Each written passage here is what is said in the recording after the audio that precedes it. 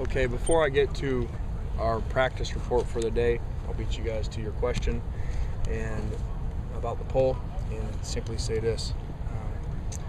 I apologize if somehow anybody thought I was misleading them. By far, I had no intent of misleading anybody. I was simply answering a question that one of you guys asked me in reference to if I was that person. And so I apologize if somebody took that the wrong way. I didn't mean to go that way.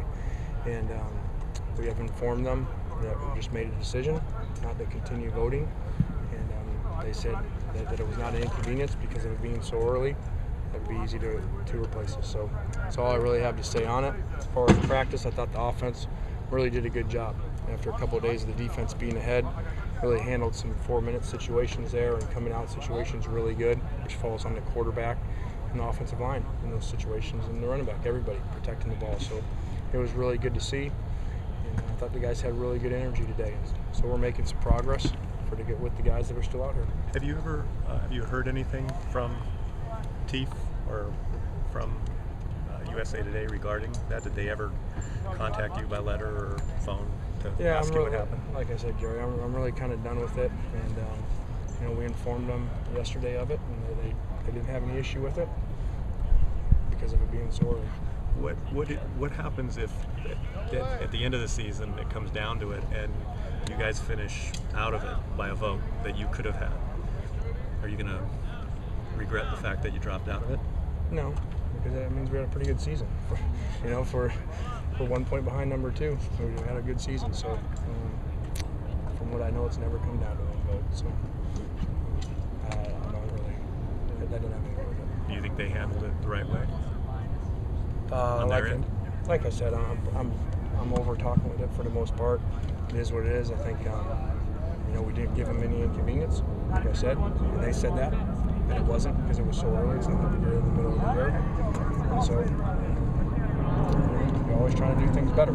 If it went back, I wouldn't have done it in the first place, but I didn't think about it enough. I just don't think I can do it really well. The whole entire country who they are when I'm flying back on a plane trip and turn it 7-1. Marquise and Mikel working on the side today. Did they just get the day off? Or? No. We're just just going through camp and pushing them as much as we can. And as you know, we don't really discuss injuries with guys, so hopefully they'll be back tomorrow. What was the thought process about canceling practice this morning? Well, really just seeing where we were at. Just trying to have a feel for the team. We still got some good stuff done inside with some meetings and film, and so we can always bank the practice too, and save it. So.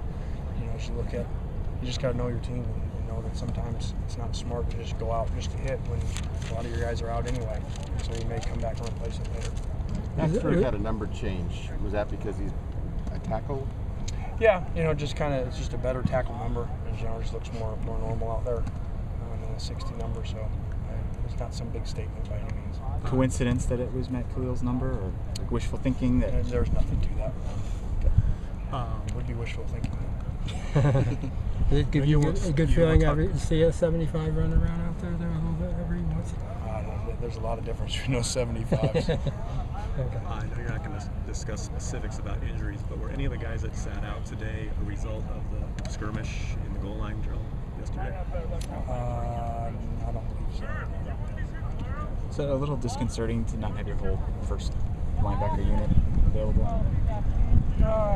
It is what it is, and so look at the bright side, those other guys get reps.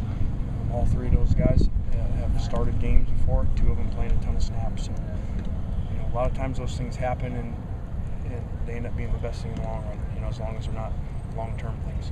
Is that kind of your viewpoint on all the injuries in general at this point, that it's still early, no one's out for the season, you have to sort of keep it all in perspective? Yeah, you do.